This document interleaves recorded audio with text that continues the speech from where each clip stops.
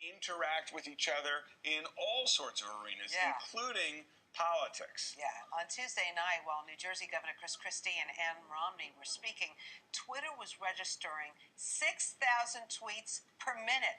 Ann Romney's wardrobe, hot topic. Facebook was also exploding with people posting their thoughts on the convention or links to video clips or online stories. It's easier than ever to take it all in, but there's another side to this politics, especially presidential politics. It can be very polarizing. Now, in this internet age where everything is instantaneous and anyone can broadcast, that's the key here. And everybody wants to be an expert. That's exactly right. Sometimes people can cross the line, telling their friends what they should or shouldn't think and announcing their views explicitly and loudly and in a raw manner to the rest of the world. And some of these online exchanges on Twitter and Facebook can be downright nasty and I guess lacking in the old world etiquette when it comes to debating politics. So joining us this morning to talk about all of this, Chris Dessi, he's the CEO of Silverback Social, an expert in social media, and political analyst Basil Smigel, our good friend, fellow Cornellian, who's always here. Nice to see you, buddy. Democratic strategist. Democratic strategist. All right, so did you think like all this Twittering and Facebooking was a problem during the convention? Well, it's exciting because the tweets that happened in the first day of the convention was actually more than happened in 2008 throughout the entirety of the convention. So it's exciting. There's lots of activity.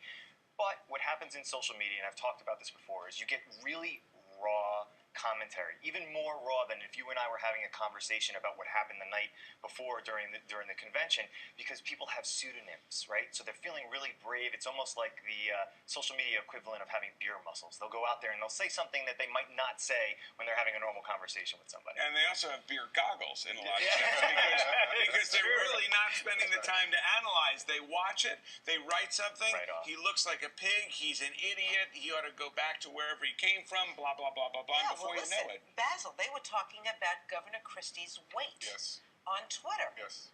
Is that fair? Well, you know, the problem is, I mean, you have to ask yourself, what's fair in the social media world? I mean, we're all friends, right? We're all fans of each other. So it's almost like we think we're having this internal conversation. The problem is that, as you alluded to, once you actually think past that moment when you're tweeting and when you're having this conversation on Facebook, are you actually ready to listen to the details of of the issues that are being presented? Are you actually opening yourself up to be influenced by those so-called traditional forms of media, like newspapers, like these news broadcasts? Are you getting all of your information from Facebook and tweeting alone? Basil. Right, Basil. Not Basil. Tomato. I'm sorry. I'm having a salad right after the show, and I'm already thinking of what I'm putting in.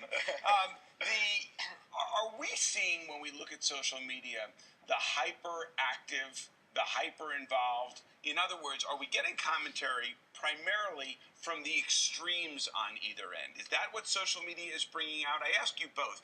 Basil first, and then Chris.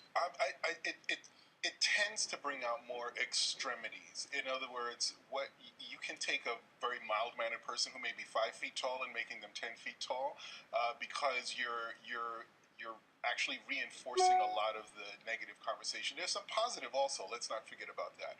But you also can reinforce the negative.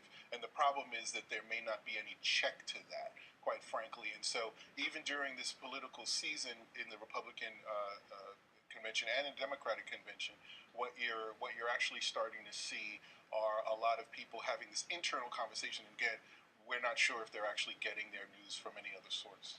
Yeah, and it's interesting, too, because the organizers of the conventions are realizing that they really can't control this. They can kind of convene the conversation, but not necessarily control it. But because of the speed with which it happens, there was a hashtag for the actual Republican National Convention, but Ron Paul supporters got upset over something, and they actually overtook the hashtag for the entire National Convention for a moment. Can you explain that to people who are watching? Sure. Who may not understand hashtag. Sure. When I say hashtag, it just means a topic, right? So, and this is the organizers of the Republican National Convention are saying, here's the topic for the National Convention. So if you're commenting on the National Convention, add this hashtag so we know that that's the stream of conversation. Ron Paul supporters came in and kind of poached that and became the trending hashtag that was happening for a moment. And that's good and bad. I mean, they're being heard, they're able to have their voices heard, but it's happening instantaneously as it's going on the floor, which is fascinating. Etiquette. Is there an etiquette? If people are watching right now, what can they take away from this? What they can take away from this is to, kind of reconsider and curate their own content. Take a breath. Imagine that you're sitting next to your mother. Imagine you're sitting next to your father and having that conversation. It does become a slippery slope because of the pseudonyms within Twitter. It's a little bit more congenial within Facebook because people have their real names there. But yeah, I know, that's right. You're kind of flinching over it. People do get, excited about things. So just, consider that your parents might be sitting next to you, and that's the way. Listen, don't bring up my parents. My dad and I argue all the time over politics. The other danger is, to be honest with you, how much analysis can you put into something when you have 140 characters to summarize great issues or complex politicians, and that's when it becomes dangerous. You'd be surprised, because in 140 characters, you can actually update it, every 2 seconds? So there's a tremendous amount of analysis that goes into it. I mean, I was on last night, people are parsing language, people are talking about weight a couple of days ago with Chris Christie. They're talking about clothing. I mean, I put up a statement saying that I thought Palin's speech in 08 was better than Ryan's last night. So you can refresh as many times as you want. So you actually have a lot of opportunity to inject your Basil opinion. Smykel, we appreciate you being here. Chris Dessi, always a pleasure. Really interesting conversation.